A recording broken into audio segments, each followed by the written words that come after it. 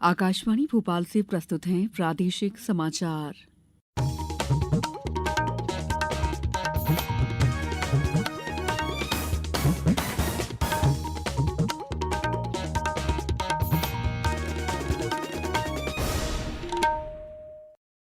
नमस्कार, समाचारों के साथ मैं दीपा सिंह।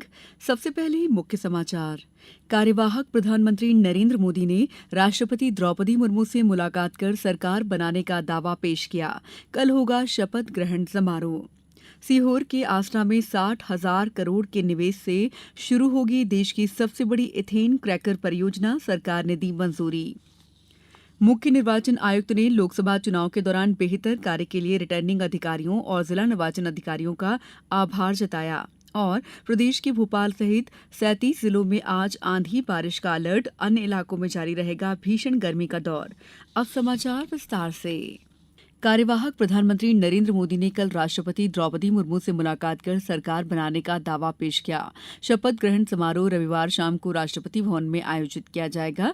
इससे पहले भाजपा अध्यक्ष जेपी नड्डा के नेतृत्व में एनडीए के एक प्रतिनिधिमंडल ने भी राष्ट्रपति से मुलाकात की और एक पत्र सौंपा, जिसमें कहा गया कि नरेंद्र मोदी को भाजपा संसदीय दल का नेता चुना गया है।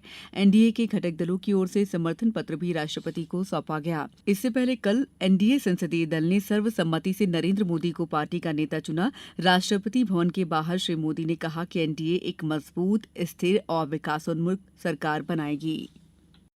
ये 18वीं लोकसभा एक प्रकार से नई ऊर्जा, युवा ऊर्जा और कुछ कर गुजरने के इरादे वाली ये लोकसभा और आजादी का अमृत महोत्सव के बाद का ये पहला चुनाव और एक प्रकार से वो 25 वर्ष हैं जो हमारे अमृतकाल के 25 वर्ष और जो 2047 देश जब आजादी की शताब्दी मनाता होगा, एक प्रकार से उन सपनों को साकार करने का एक बहुत महत्वपूर्ण पड़ाव ये 18वीं लोकसभा है।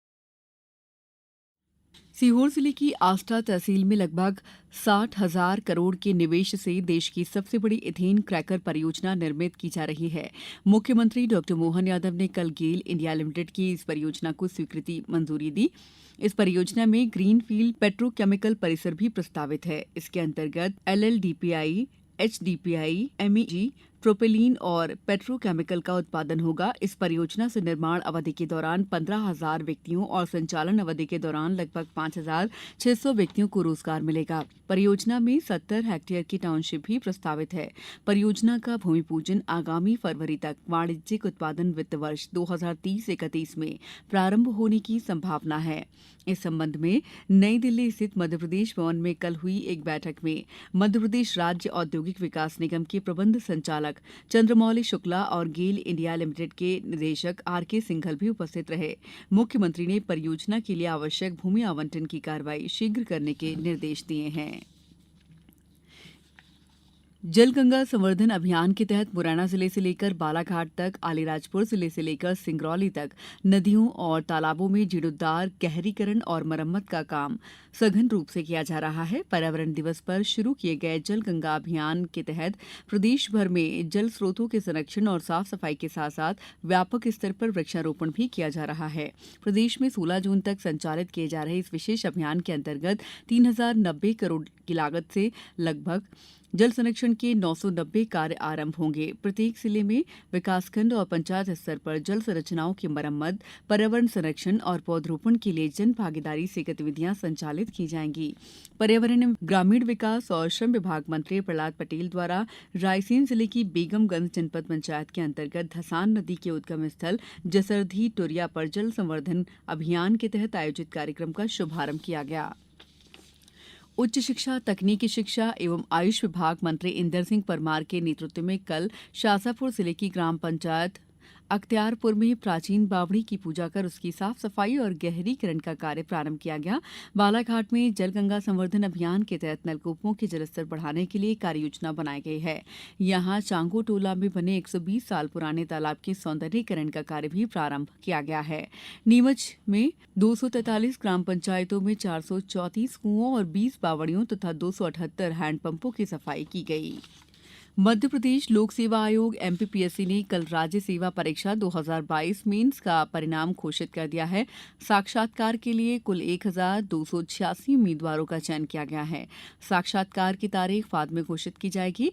मध्य प्रदेश लोक सेवा आयोग द्वारा 457 पदों को भरने के लिए एमपीपीएससी प्रारंभिक परीक्षा 2022 का आयोजन 21 मई 2023 को 2 पालियों में किया गया था।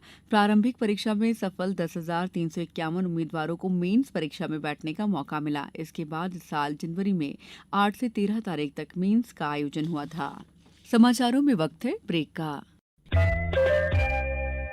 ये समाचार आप आकाशवाणी मध्य प्रदेश से सुन रहे हैं। हमारे समाचारों को अब आप कभी भी और कहीं भी अपनी सुविधा के अनुसार सुन सकते हैं। ये समाचार बुलेटिन YouTube, X प्लेटफॉर्म और Facebook पर AIR न्यूज भोपाल पेज पर सुने जा सकते हैं। इसके अलावा आप हमारी वेबसाइट newsonair.gov.in पर अथवा न्यूज ऑन AIR ऐप पर भी समाचार सुन सकते हैं।